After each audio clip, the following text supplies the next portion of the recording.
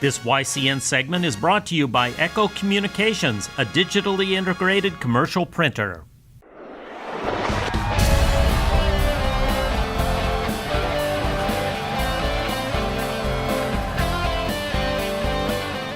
Welcome in, YCN Sports Talk. Jeremy Stout, Andrew Zerhide, and we are here at Ramonto's in Claremont, our monthly visit here. They treat us well. They got all kinds of salads, appetizers, got beers. So we'll talk about those next segment, but don't forget to come on down to Ramonto's in Claremont. Absolutely. They got delivery, takeout. They got it all. Specials throughout the week. Yeah, they do. Tons of beers on tap. So it's a great place to just hang out or get some takeout. Ramonto's here in Claremont. And they are kind enough to host us once a month. So, Andrew, let's dive right in. Some NBA playoffs. Those are ongoing. Celtics getting to the second round. It looked close there for a little while. And taking them to 7 games. Home team won every game against the Bucks.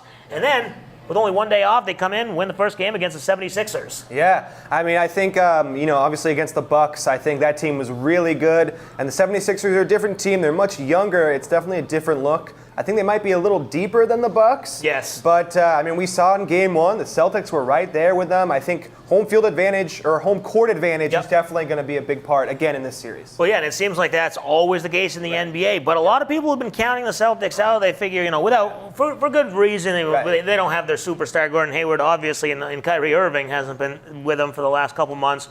And this 76ers team, we know they are kind of, a lot of people have dubbed them the future of the Eastern Conference, trust the process. So even though the Celtics have home court advantage, you wonder, would the 76ers be able to sneak a game and steal the first one? They didn't look too hot in Game 1. Fultz didn't even play at all. Yeah, I think, the 76ers, they didn't exactly shoot the ball too well. I think in Game 2 they're going to shoot the 3 ball definitely better, and I think that will make it a closer game. But the Celtics, really, they're playing extremely well. And in that game, obviously, like you said, without Gordon Hayward and Kyrie Irving, they didn't have Jaylen Brown in that game. Right, he was out that probably, game. arguably, maybe their third best player, fourth best.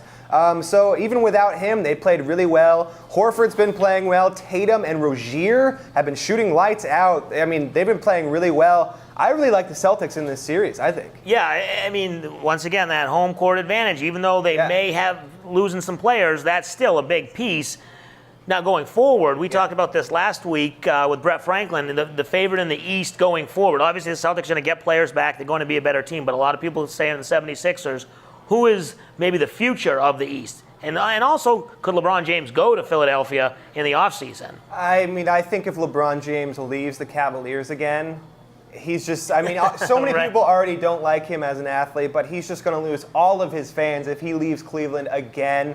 I mean, really, I understand with players, you want to win a championship, especially in kind of your last few years. Right. But he's won championships. I mean, he's already kind of considered the greatest of all time. Yep. If he leaves to go get a championship with already another stacked team like the 76ers, that's just going to be such a lame move by him. I mean, I really think, though, LeBron, he's playing still really, really, really well. I mean, this season, he could really lead the Cavaliers maybe at least to the Eastern Conference Finals, I think. Yeah, and you mentioned the 76ers going there. Yeah. I mean, how would you feel if you're the 76ers players? You want him, yes, because he's the best player, but then you're kind of like, hey, we trusted the process with Embiid, and Simmons is playing well, and Fultz when he gets healthy. So right now, as we sit, we don't know where he's going to go. Say he does not go to the 76ers. Say it's the 76ers and the Celtics with the rosters as constructed. Who's the favorite going forward? Who's the future of the team, of the East? I mean, it's tough to say. Both are really good. I think in the nearer future, I'd probably say the Celtics. Right, they're more ready. Right, they're more ready. They've made the moves to